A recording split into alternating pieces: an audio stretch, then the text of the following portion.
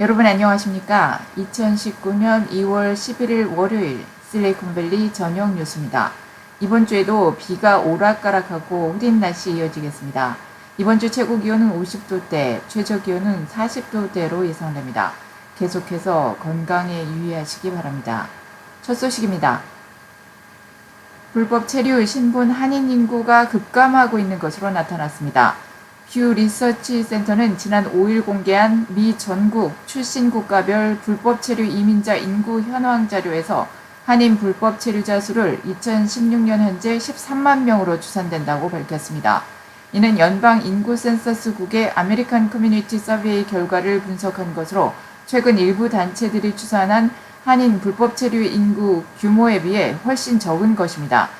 퓨 리서치 센터가 이날 공개한 자료에 따르면 한인 불법 체류 인구 규모는 6년 연속 감소하고 있는 것으로 나타났습니다. 1990년 2만 5천여 명에 불과했던 한인 불법 체류 인구 규모는 2000년 이후 지속적으로 증가해 2010년 20만 명까지 늘었습니다. 하지만 2011년 19만 명, 2013년에는 17만 명, 2015년에는 16만 명 등으로 감소 추세가 이어졌고 2016년에는 1년 새 3만 명이 줄어드는 큰 폭의 감소세를 나타냈습니다.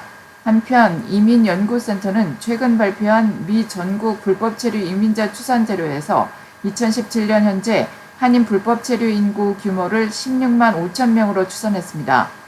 이민연구센터는 자료에서 한인 불법 체류 인구가 오바마 행정부 시절인 2010년에 20만 5천 명에 비해 19%가 줄어든 것으로 추산했습니다. 뉴욕주에서 고용주가 불법 체류 신분의 직원을 이민당국에 신고하는 행위를 불법으로 규정하는 법안이 추진됩니다. 레티샤 제임스 주 검찰총장은 이 같은 내용의 법안 제정을 추진한다고 밝혔습니다. 이 법안에 따르면 고용주가 불법 체류 신분을 이유로 직원을 이민당국에 신고할 경우 최대 3개월의 징역형과 2만 달러의 벌금 처벌을 받을 수 있습니다. 현행 뉴욕주법은 고용주들이 불법 체류를 근거로 직원을 추방 협박하거나 해고를 할 수 없도록 하고 있으나 이민당국 신고를 불법으로 규정해 처벌하는 조항은 없습니다. 이 법안 추진은 트럼프 대통령 소유 골프 클럽 측이 회사에 불만을 제기한 불법 체류 신분 직원들을 위협한 사실이 알려진 것이 계기가 됐습니다. 텍사스주 국경에 중미 출신 캐러밴 이민자 1,800여 명이 도착했지만 망명 신청을 하려면 수개월을 기다려야 할 처지입니다. 처리할 능력이 절대적으로 부족하기 때문입니다. 온두라스와 과테말라, 엘살바도르, 니카라과 출신 캐러밴 1,800여 명은 지난 5일 텍사스주에 접해 있는 멕시코 국경의 소도시 피에드라스 네그라스에 도착했습니다. 지난달 중순 온두라스에서 출발한 이들 캐러밴은 캘리포니아 접경 티와나가 이미 캐러밴들로 인한 과포화 상태임을 감안해 텍사스주 이글패스 루트를 선택했습니다. 그러나 이들이 도착한 피에드라스 네그라스에 접한 미 국경 도시 이글패스에서는 하루 최대 20명 미만의 신청자만 망명 신청을 처리할 수 있습니다. 첫 단계인 캐러밴 인터뷰를 포함해 망명 절차를 진행할 관리 증원 계획이 현재로서는 없어 캐러밴은 하염없이 기다릴 수밖에 없는 상황입니다. 트럼프 행정부는 국경지대에 새로운 캐러밴이 집결함에 따라 국경 안보 강화를 위해 국경 경비대 요원 이외에 250명의 병력을 이글패스 국경 검문소에 파견했습니다.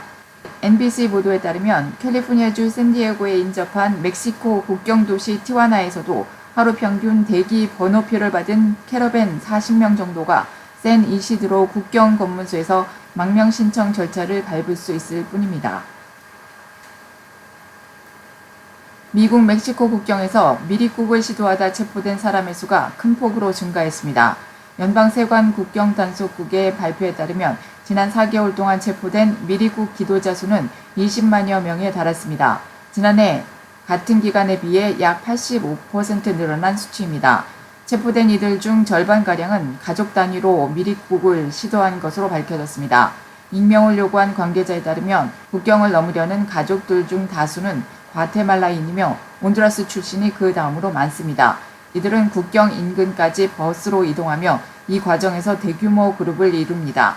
이들의 미립국 여정은 주로 소셜미디어를 통해 기획, 조정됩니다. 이들은 합법적 망명 신청이 가능한 포트 오브 엔트리, 즉 입국관리사무소가 있는 곳인 통관 수속지와 수마일 떨어진 국경 인근 하이웨이에 내려 월경을 시도합니다. 연방법이 미국 내 포트 오브 엔트리에서의 망명 신청을 허용하고 있기 때문입니다. 현행법에 따르면 망명 신청은 난민 신청과는 달리 미국 내에서 이루어져야 합니다. 가족 단위 미입국 시도가 가장 빈번하게 발생하는 곳은 텍사스주의 리오그란데와 엘파소 지역이며 그 다음이 애리조나주의 유마입니다. 연방세관 국경 단속국 측은 연방법에 따른 망명 신청이 가능하긴 하지만 국경의 입국관리사무소는 한꺼번에 많은 이들이 몰릴 경우 망명 신청을 처리할 능력이 없으며 망명 신청은 72시간 내에 처리해야 한다는 법을 준수하는 것이 불가능하다고 밝혔습니다. 국경을 넘은 이들의 건강도 심각한 문제입니다. 지난해 의료 서비스를 제공받은 이의 수는 약 12,000명에 달했습니다. 연방세관 국경 단속국 측은 지금까지의 추세를 근거로 올해는 지난해보다 2배가 넘는 28,000명이 의료 처치를 받게 될 것으로 전망했습니다. 이런 가운데 국경장벽을 포함한 이민협상이 교착돼 이번 주말 2차 연방정부 셧다운이 재현될 위기에 몰리고 있습니다. 그러나 2차 연방 셧다운은 양측 모두 부담스러워 이번 주 중 막판 타협 가능성도 아직 남아있는 것으로 보입니다. 멀베이니 비서실장 대행은 트럼프 대통령은 어떠한 방법으로든지 국경장벽을 세우게 될 것이라고 강조해 국가 비상사태를 선포하고 다른 예산을 끌어다가 장벽 건설을 강행하는 방안도 여전히 검토하고 있음을 시사했습니다. 만약 상하원 합동조정위원회에서 초당적 타협안을 타결하지 못한다면 현재의 임시 예산이 15일 자정을기에 만료되고 35일간 셧다운됐던 연방정부의 9개 부처 80만 공무원들은 또다시 2차 셧다운을 당하게 됩니다. 다만 국경장벽 예산은 남은 7개월간 집행분으로 20억 달러대에서 타협할 수 있고 아이스 이민구치시설 침상 제한은 후일로 미룰 수도 있어 이번 주 중 막판에 타협할 가능성은 여전히 남아있는 것으로 보입니다. 캘리포니아 일대의 대상포진, 싱글스 예방 백신이 부족한 것으로 나타났습니다. 샌프란시스코 크로니클은 대상포진 백신 공급이 수요를 따라가지 못해 대기자가 계속 늘어나고 있다고 보도했습니다. 질병예방통제센터 CDC가 기존 예방약인 조스타박스가 아닌 싱그릭스를 추천하면서부터 부족 현상이 눈에 띄게 나타났습니다. 질병예방통제센터는 싱그릭스의 예방 효과가 90%가 넘는 데 비해 조스타박스는 51% 수준이라며 되도록 싱그리스를 접종하라고 주민들에게 권고하고 있습니다. 또 질병예방통제센터 CDC가 예방접종 권고 나이를 60세에서 50세로 낮추면서 수요자가 급증했습니다. CDC는 50세 이상 주민들에게 6개월에 한 번씩 대상포진 예방접종을 맞으라고 권하고 있습니다. 대상포진은 수두 바이러스에 의한 것으로 피부에 염증을 일으키며 심할 경우 극심한 통증과 함께 전신에 붉은 반점이 나타납니다.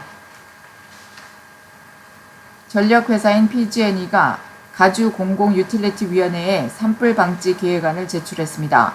이는 지난 8월 산불 방지를 위해 통과된 주 상원 법안 SB901에 따라 PG&E 등 투자자 소유 유틸리티사가 가주공공유틸리티위원회에 이 같은 계획안을 제출한 것으로 보입니다. PG&E는 이날 계획안을 통해 바람이 강하고 건조한 날에는 자사 이용자들의 전력 차단이 10배가량 증가하고 산불 위험이 경고될 때는 모든 이용자들의 전력이 차단될 수 있다고 밝혔습니다. 그러나 PG&E는 화재 발생이 취약한 지역의 커뮤니티와 협력해 이를 대비한 해결 방안을 모색할 것이라고 말했습니다. PG&E는 이외에 화재 취약 지역에 위치한 25,000마일 정도에서 전력선 인근의 초목을 제거하고 2022년까지 이 지역들을 감시하기 위한 카메라 600대를 추가 설치할 계획입니다. 또 기상관측소 1,300군데를 추가로 배치하고 전신주 안전점검을 최대 400% 증가시킬 계획이라고 밝혔습니다. 한편 PG&E는 지난 몇 년간 발생한 북가주 대형 산불 발화 책임으로 재정위기가 고조돼 지난주 연방파산보호법 제11조에 의거한 파산보호 신청을 제출한 바 있습니다. 무임승차와 먹튀 논란을 낳았던 재외 국민들을 포함한 외국인들의 한국 건강보험 가입 및 이용이 한층 더 까다로워질 전망입니다. 한국보건복지부는 6개월 이상 한국에 체류한 외국인들을 상대로 건강보험 의무 가입을 골자로 한 외국인 및 재외국민 건강보험제도 개선 방안을 오는 7월부터 시행한다고 밝혔습니다. 이에 따라 7월부터는 6개월 이상 한국에 체류한 외국인과 재외국민은 지역가입자로 건강보험에 의무적으로 가입해야 합니다. 이는 지난해 12월 18일 이후 입국자부터 적용됩니다. 가입 후 연속 30일 이상 출국해 외국에 체류할 경우는 보험 가입 자격이 즉시 상실됩니다. 건강보험제도를 악용해 단기간 적은 보험료만 내고 고액의 진료를 받고 출국하는 등의 먹튀 행위를 전면 차단하겠다는 한국 정부의 강한 의지가 반영된 것으로 해석됩니다. 이전까지는 한국에 3개월 이상 체류한 외국인은 본인의 필요에 따라 건강보험에 지역 가입자로 가입할 수 있었습니다. 이 때문에 병이 없으면 아예 건강보험에 가입하지 않거나 단기 체류한 뒤 건강보험 지역 가입자 자격을 얻고 고액의 진료를 받은 다음 출국하는 사례가 빈번하게 발생해 왔습니다. 국회 보건복지위원회 소속 김순례 의원실에 따르면 외국인 지역 가입자는 지난 2017년 기준 1인당 매월 33,000원, 연간 40만원 정도의 건강보험료를 낸 뒤 100만원 정도의 혜택을 받았습니다. 이렇다 보니 외국인 지역 가입자 건강보험 재정 적자 폭은 2013년 935억 원에서 지속적으로 증가해 2017년 1978억 원으로 2배 이상 늘었습니다. 이에 정부는 외국인 건강보험 적용 제도를 개선해 오는 7월부터는 국내에 소득과 재산이 없어도 전년도 지역가입자 평균 보험료 이상을 부과한 10만 원 등 외국인이 부담하는 건강보험료 수준을 상향 조정했습니다. 한편 건보료를 체납한 외국인에게 마땅한 징수수단을 적용할 수 없는 점도 개선됩니다. 외국인이 보험료를 체납하면 체류기간 연장 허가와 재입국 등 각종 심사 시 불이익을 주기로 했습니다. 이와 함께 가족 및 지인 등 타인의 건강보험증으로 진료를 받은 사람이나 보험증을 빌려준 사람은 징역 3년 또는 3천만 원 이하의 벌금형에 처하기로 했습니다. 보수적 색채로 지적받았던 그래미 어워즈가 올해는 다양성을 내세우며 변화를 추구했습니다. 미국 사회의 부조리를 꼬집은 흑인 뮤지션 차일디시 감비노가 사관왕에 오르며 눈길을 끌었습니다. 팝스타 레이디 가가도 베스트 팝 솔로 퍼포먼스 등 3개 부문에서 트로피를 거머쥐며 존재감을 과시했습니다. 신인상은 코소보 출신 영국 가수인 두아 아리파가 차지했고 올해 최다 부문인 8개 후보로 지명돼 기대를 모았던 켄드릭 라마는 베스트 랩 퍼포먼스 1개 부문을 수상하는 데 그쳤습니다. 그동안 인종차별 논란과 배타적이라는 이유로 비판받았던 그래미 어워즈. 올해는 다양성을 품은 변화의 흐름을 보여주며 한 단계 도약했다는 분석이 나옵니다. 이 그래미 어워즈에서 그룹 방탄소년단이 한국 가수 최초로 시상자로 올라 다시 돌아오겠다고 말했습니다. 멤버들은 이어 베스트 R&B 앨범 부문 수상자로 여성 싱어송라이터 허를 호명한 뒤 트로피를 건넸습니다. 방탄소년단은 시상자로 공식 초청돼서 한국 가수 최초로 그래미 무대를 밟았습니다. 이들은 직접 후보에 오르진 못했지만 보수적이고 권위적인 그래미 어워즈 무대에 오르며 빌보드 뮤직 어워즈와 아메리칸 뮤직 어워즈까지 미 3대 음악 시상식에 모두 초대되는 역사를 썼습니다. 한국 두부의 인기가 뜨겁습니다. 최근 식물성 단백질 등 건강식에 대한 관심이 높아지면서 두부에 대한 타인종들의 호응도 뜨거워진 것으로 분석됩니다. 현재 미국에 진출한 한국 두부 브랜드는 풀무원과 자연나라입니다.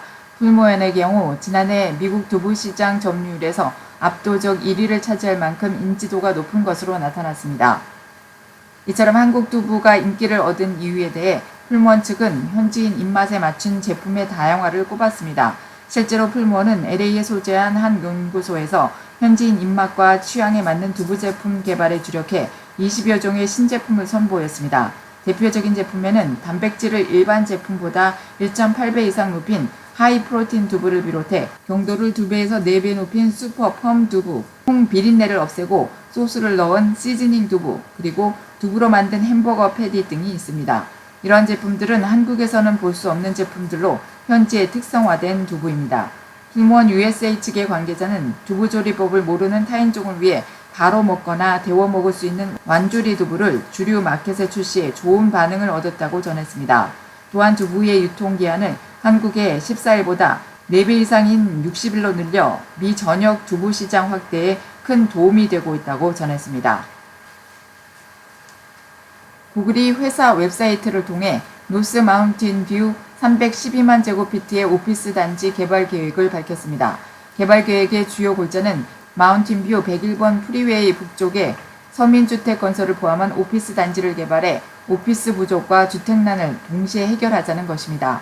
개발 계획에 따르면 101번 프리웨이 북쪽에 쇼어버드와 호아킨 노스라고 불리울 2개 단지를 개발하고 최대 8,000채의 주택과 40만 제곱피트의 상가 건설, 그리고 35에이커의 녹지를 만드는 것입니다. 구글 관계자는 마운틴뷰시와 커뮤니티와 논의하여 노스 베이쇼어 지역이 회사와 커뮤니티 모두에게 가장 적합한 곳이라고 판단했다고 말했습니다. 구글은 회사 소유의 부지에 건설업체와 협력해 6,600채의 주택을 건설할 계획인데 그 가운데 20%는 저소득층 주택이 될 것이라고 밝혔습니다. 그렇게 되면 마운틴 뷰의 서민주택은 2배로 늘어나게 됩니다. 개발 지역은 구글 플렉스 본부와 멀지 않으며 구글이 작년 11월에 10억 달러를 주고 구입한 51.8에이커의 쇼어라인 테크놀로지 파크와도 가깝습니다. 오피스 단지의 주택과 상가를 같이 개발하는 것은 주택난과 교통난을 동시에 해결하는 방법이기도 합니다. 직원들이 집을 구하기 쉽고 도보나 자전거로 출퇴근이 가능하기 때문입니다. 전 마운틴뷰 시장이자 커뮤니티 리더인 레니 샤겔은 구글이 원하는 개발 계획이 실제로 이루어질지는 확신할 수 없고 계획대로 저소득층 주택을 포함한 주택이 건설될지도 모르지만 구글이 오피스 단지 안에 커뮤니티를 만드는 것은 주민들과 기업 모두에게 바람직한 일이라고 말했습니다. 구글도 주택 문제를 해결해 줌으로써 직원 채용이 쉬워지기 때문입니다. 마운틴뷰시는 26일 공청회를 열어 시민들의 의견을 들어볼 계획입니다. 샌프란시스코에 본사를 둔 액상형 전자담배 제조업체인 듀얼이 마운틴뷰의 새로운 오피스를 임대했습니다. 현재 듀얼은 시소유의 피어 70의 오피스를 임대하고 있는데 마운틴뷰의 새 오피스는 약 200명이 근무할 수 있는 공간입니다. 듀얼은 마운틴뷰 리서치파크에 3만 제곱피트의 오피스를 임대했는데 이곳은 주로 하이텍 기업들이 위치한 곳입니다. 상업용 부동산 전문 회사인 컴스스탁에 따르면 듀얼은 노스 버나도 애비뉴 420번지에 2018년에서 2023년까지 임대 계약을 맺었다고 합니다. 듀얼이 샌프란시스코 피어 70에서 이전하는 것은 시민들과 시 관계자들이 시 소유의 건물을 듀얼에게 임대하는 것에 대해 계속 반대해 왔기 때문입니다. 최근 액상 전자담배가 청소년의 건강을 해친다는 연구 보고서가 계속 발표돼 듀얼에 대한 여론이 안 좋아졌습니다. 듀얼은 연 수입이 10억 달러가 넘으며 직원 수도 1년 사이에 200명에서 1,700명으로 늘어났습니다. 듀얼은 작년 필립 모리스의 모 회사인 알트리아로부터 128억 달러의 투자를 받기도 했으며 현 자산 가치는 380억 달러로 평가됩니다. 7년 동안 계속 올라갔던 베이지역 주택 가격이 마침내 상승세를 멈췄습니다. 코올로직 보고서에 따르면 2018년 12월 베이지역 9개 카운티 가운데 샌프란시스코 카운티를 제외한 나머지 8개 카운티의 주택 매매량이 2017년 12월에 비해 상당폭으로 떨어진 것으로 나타났습니다. 샌프란시스코 카운티는 2017년 12월에 비해 주택 매매량이 11.3% 증가했지만 산타클라라 카운티는 20.6%나 떨어졌습니다. 수개월 동안 10%가 넘는 상승률을 보였던 전매 중간 주택가는 1년 기준 1.3%만 올랐습니다. 코올로직의 분석가인 앤드류 르페이지는 모기지가 11월에 크게 올랐고 주택시장이 요동치면서 주택 매매가 뜸해졌다고 말했습니다. 중간 주택가도 2017년 12월에 비해 3.6% 떨어졌으며 특히 산마테오 카운티와 산타클라라 카운티의 중간 주택가가 상당히 떨어졌습니다. 그러나 마린 카운티, 샌프란시스코 카운티, 산마테오 카운티, 산타클라라 카운티의 중간 주택가는 여전히 100만 달러 이상을 유지했습니다. 캘리포니아 전체로 보면 12월 중간 주택가는 55만 7,600달러로 2017년 12월에 54만 9,550달러에 비해 1.5% 올랐습니다. 산타클라라 카운티의 2018년 12월 중간 주택 매매가는 산타클라라 카운티의 2018년 12월 중간 주택 매매가는 115만 달러로 이것은 11월에 125만 달러에 비해 8%, 2017년 12월에 130만 달러에 비해서는 11.5% 떨어진 가격입니다. 실리콘밸리 부동산 연합의 알란 바빅 회장은 주택 매매가 부진한 이유는 그동안 고가의 주택가의 바이어들이 구매 의지가 감소됐고 미래 경기에 대한 불안 때문이라고 말했습니다. 그는 주택 바이어들이 주택 구입에 매우 조심스러워 가격이 떨어지기를 기다리고 있어 셀러들은 부동산 전문가들의 조언을 들어 지역에 적합한 매도가를 책정해야 한다고 권고했습니다.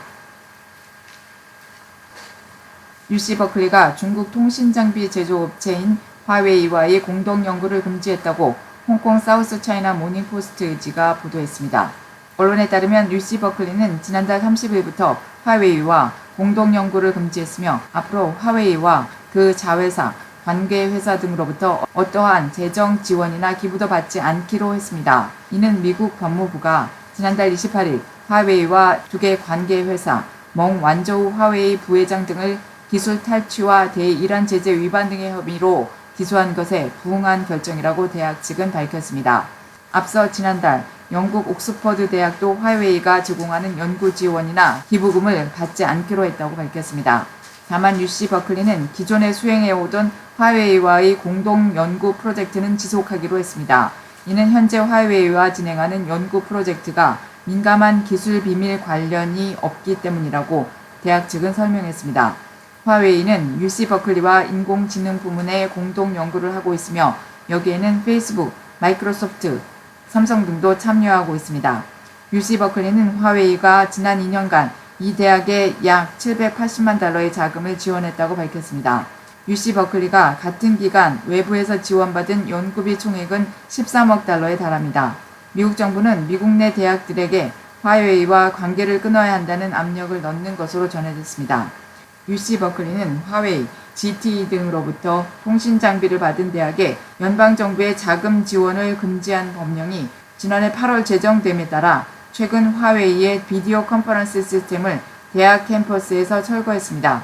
나아가 미국 교육부는 미국 주요 대학들의 화웨이로부터 어떤 기부금을 어떤 조건으로 받았는지 조사하도록 요청한 것으로 전해졌습니다.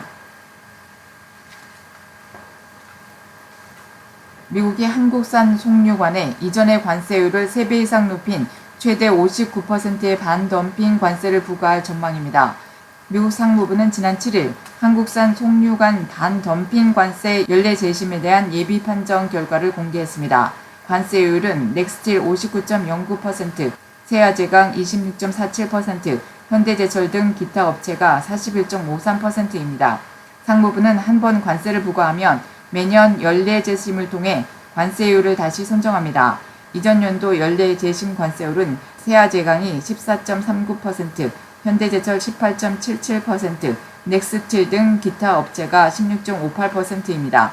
상무부는 이번 예비 판정에서도 한국의 송유관 생산 원가가 영향을 미칠 특별 시장 상황이 존재한다고 봤습니다.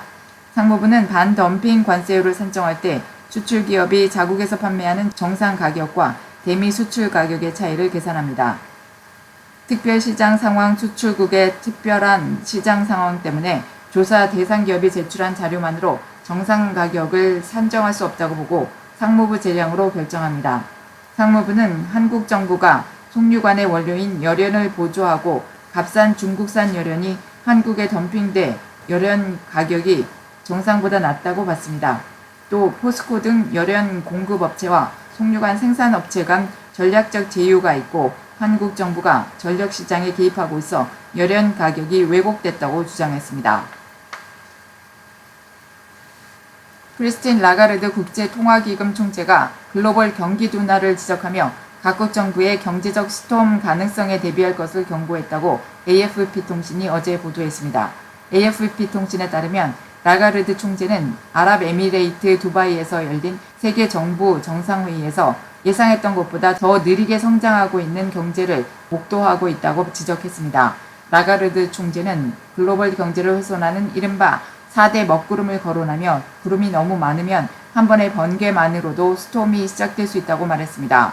그가 꼽은 4대 먹구름은 무역 긴장과 관세 인상, 금융 긴축, 영국의 유럽 연합 탈퇴인 브렉시트와 관련한 불확실성, 중국 경제의 성장 둔화 가속 등입니다. 라가르드 총재는 미중 간 무역전쟁으로 대표되는 무역 긴장에 대해 어떻게 전개될지 전혀 모르겠다면서 우리가 인지하고 있는 것은 그것이 무역과 경제 심리, 시장에 이미 영향을 미치기 시작했다는 것이라고 강조했습니다. 라가르드 총재는 또 정부와 기업, 가계 등의 과도한 부채와 관련해 차입 비용 증가에 따른 위험성을 지적했습니다. IMF는 앞서 지난달 스위스 다보스 포럼에서 발표한 세계 경제 전망을 통해 올해 세계 경제 성장률을 기존 3.7%에서 3.5%로 하향 조정한 바 있습니다. 내년도 성장 전망치도 3.7%에서 3.6%로 0.1%포인트 내렸습니다. 트럼프 감세 조치가 처음 반영된 2018년도분 세금 보고 결과 1억 가구 이상이 고대하고 있는 텍스 리펀드, 즉 세금 환급액이 줄어들 조짐을 보여 실망감이 커지고 있습니다.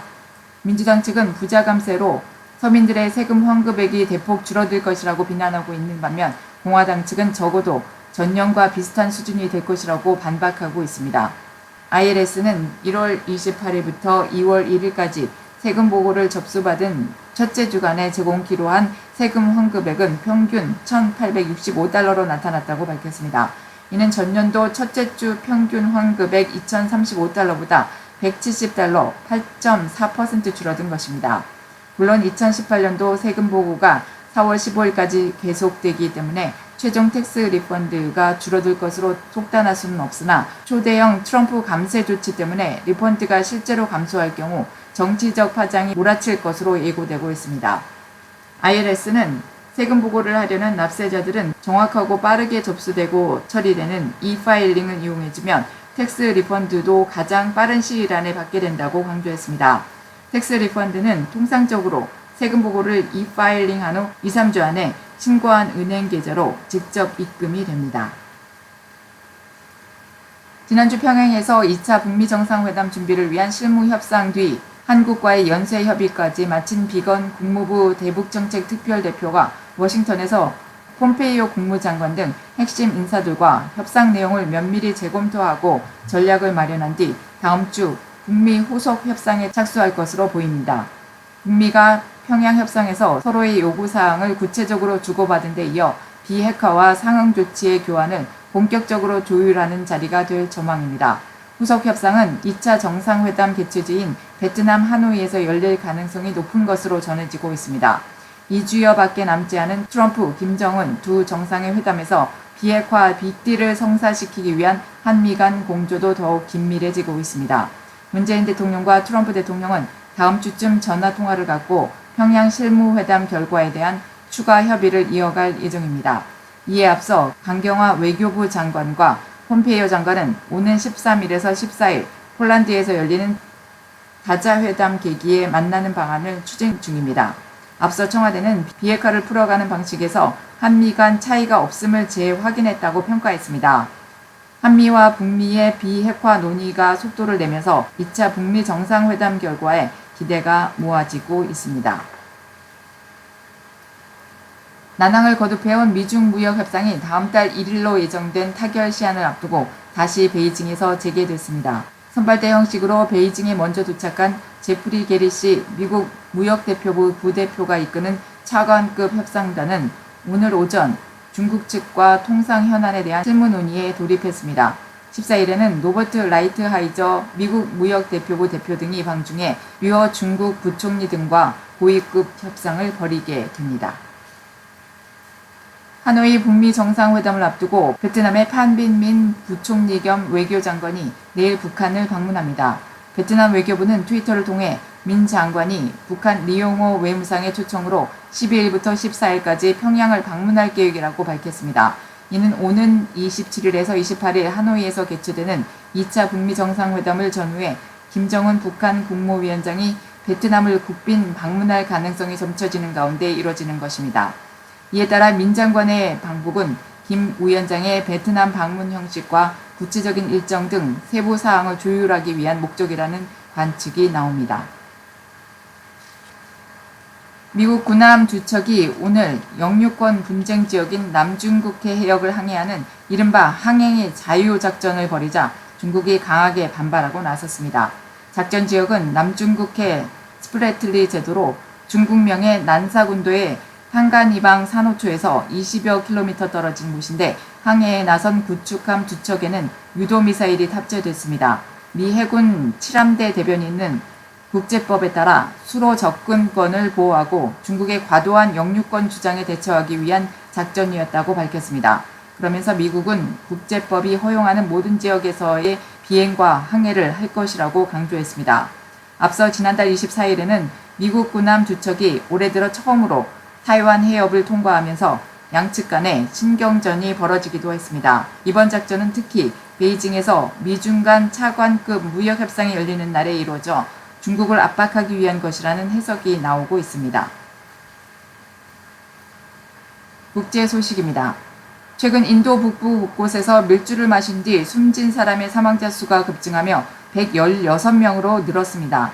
지난 6일 이후 우타르 프레다시주 샤란푸르 지역에서만 무려 70명이 사망하고 같은 주 쿠시나가르에서는 10명이 숨졌으며 우타라칸드주 하리드와르에서도 36명이 숨졌습니다. 중태에 빠진 사람도 16명이 달해 희생자는 더 증가할 것으로 보입니다.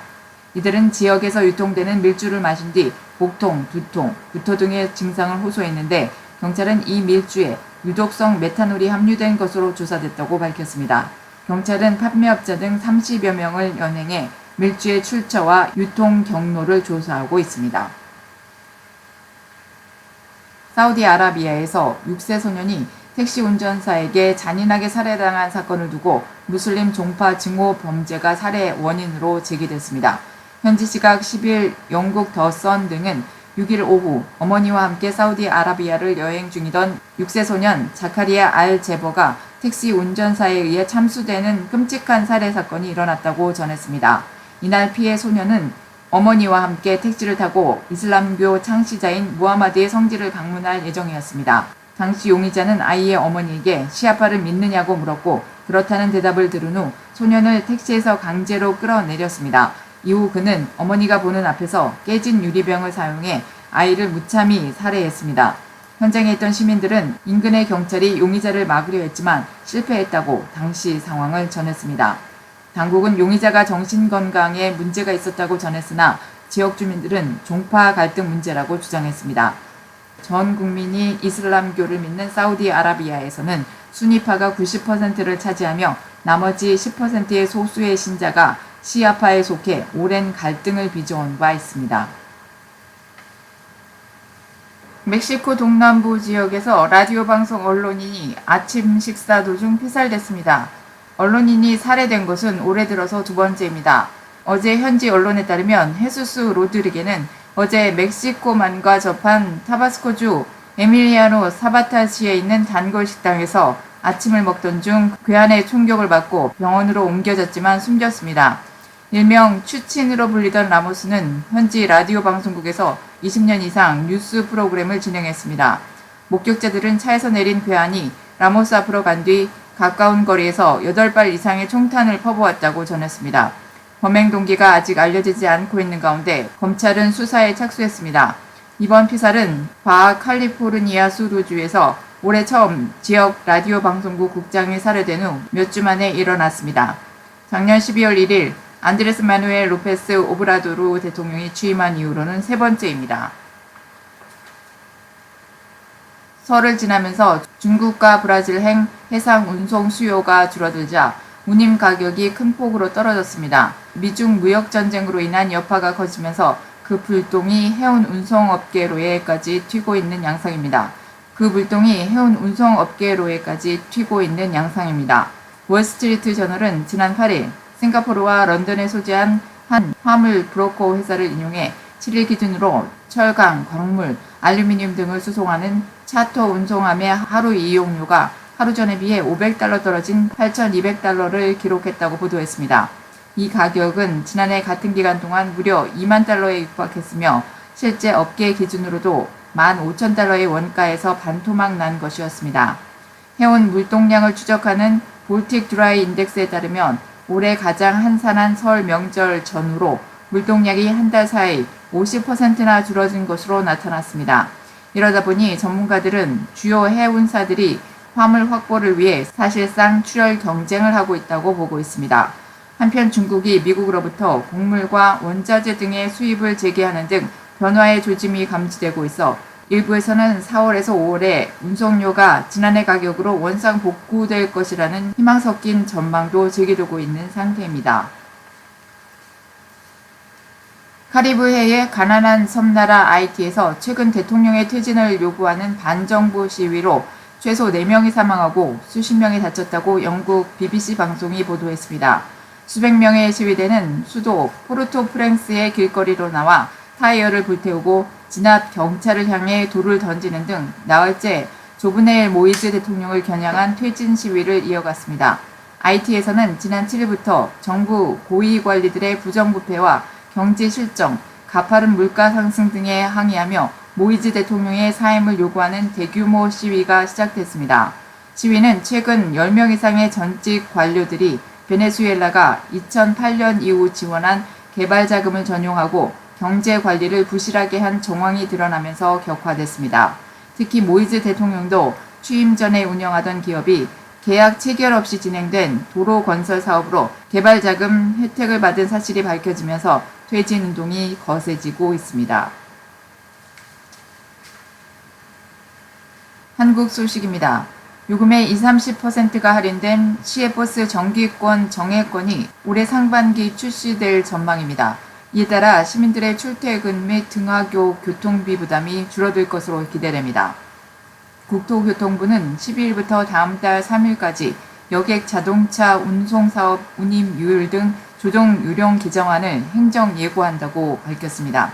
개정안은 시외버스 이용 부담을 낮추려 통근 통학자 등이 할인된 요금을 지불하고 일정 기간 시외버스를 이용할 수 있는 정액권 정기권 발행 근거를 마련하기 위한 것입니다.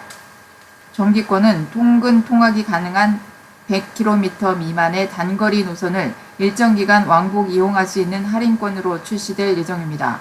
정액권은 주중권이나 주말권 등의 형태로 출시될 가능성이 높습니다. 일정 금액을 내고 모든 노선 버스를 자유롭게 이용할 수 있는 프리 패스 티켓 형식입니다. 국토부 관계자는 정기권은 시외버스를 이용하는 대학생이나 직장인의 교통비를 줄여줄 것으로 기대되고 정액권은 다양한 목적지를 자유롭게 둘러보려는 여행객에게 인기를 끌 것으로 보인다고 말했습니다. 더불어민주당은 의원총회를 열어 5.18 민주화 운동을 폄훼한 자유한국당 의원들을 강도 높게 비판했습니다. 민주주의 역사를 모독하는 역사 구테타를 저질렀다며 규탄 결의문을 발표했습니다.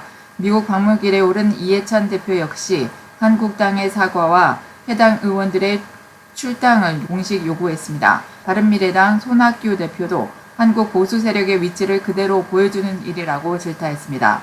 한국당을 제외한 여야 사당은 김진태, 이종명, 김순예 의원을 국회 윤리위에 제소하고 제명을 추진하기로 뜻을 모았습니다. 이와 별도로 세 의원에 대한 고소 고발 움직임도 이어졌습니다. 하지만 이들 세 의원에 대한 제명 가능성은 희박합니다. 국회 윤리특위위원장이 한국당 소속 의원인데다 재판 청탁 의혹을 받는 민주당 서영교 의원과 부동산 투기 논란에 휩싸인 무소속 손혜원 의원 등의 징계안 논의도 얽혀있기 때문입니다. 여기에 제명안이 윤리위를 거쳐 국회 본회의로 넘어가더라도 찬성 인원이 제적의원 3분의 2인 199석 이상을 채워야 통과됩니다. 민주당과 야 3당을 모두 합쳐도 176석에 불과한 만큼 20명 넘는 한국당 의원들이 협조해야 합니다. 현역 의원에 대한 제명이 이뤄진 건 지난 1979년 김영삼 당시 신민당 총재가 정치 탄압으로 의원직을 박탈당한 게 헌정사상 유일합니다. 의원직 제명까지 hom로가 예상되는데 일단 공조에 나선 여야 사당은 공동 규탄 대회를 여는 등 한국당에 대한 압박에 나설 계획입니다. 건강 소식 하나 전해드립니다. 두통은 대개 머리에 병이 없는데도 생깁니다. 1차성 두통인 경우인데 머리나 목을 둘러싼 근육 또는 뇌를 둘러싼 혈관이 수축해서 발생합니다. 편두통과 긴장성 두통이 대표적입니다. 2차성 두통은 질환에 의한 두통으로 뇌막염에 의한 염증, 뇌종양에 의한 뇌압 상승으로 생깁니다. 방심하면 생명까지 위협받는데 대개 위험 신호가 옵니다. 망치로 맞은 듯 깨질 듯한 두통이 온 경우도 위험 신호로 보고 빨리 병원을 찾아야 합니다. 뇌 쥐주막 하출혈 가능성이 커서인데 사망률도 높고 기억력이나 실행 능력, 언어 기능이 떨어지는 후유증을 남깁니다. 1, 2차성 통증은 아픈 정도로도 구분할 수 있습니다. 욱신거리거나 무겁게 짓누르면 1차성 통증을 의심해 볼 수 있습니다. 또 1차성 두통은 오후에 주로 발생하고 2차성 두통은 새벽에 두드러집니다. 매일 한두 알 이상 진통제를 먹으면 약물 과용으로 만성 두통이 되기 쉽습니다. 치료도 어렵고 환자의 고통도 심해지는 만큼 일주일에 1, 2회 두통이 발생하면 병원을 찾는 게 좋습니다. 대개 두통은 스트레스가 통증을 악화시킵니다. 때문에 질환에 의한 두통이 아닌 1차성 두통의 경우는 스트레스 조절에 힘쓰고 규칙적인 수면과 커피나 술 섭취를 줄이는 게 통증 완화에 도움이 될 수 있다고 전문의들은 조언합니다. 봄이 왔음을 가장 먼저 알려주는 전령사인 개나리와 진달래. 노랗고 붉게 대지를 장식하는 봄꽃을 올해는 예년보다 일찍 볼 수 있겠습니다. 봄꽃 개화에 가장 큰 영향을 주는 앞으로의 기온이 예년보다 다소 높을 것으로 보이기 때문입니다. 개나리는 다음 달 11일 제주도를 시작으로 대구 3월 15일, 대전과 강릉은 3월 22일, 서울은 3월 24일쯤 개화하겠습니다. 분홍빛 화려한 자태를 뽐내는 진달래는 개나리보다 조금 늦은 다음 달 15일 제주도에서부터 모습을 드러내겠습니다. 이후 대구 3월 22일, 강릉은 3월 24일, 서울에서는 3월 26일쯤 꽃망울을 터뜨릴 것으로 보입니다.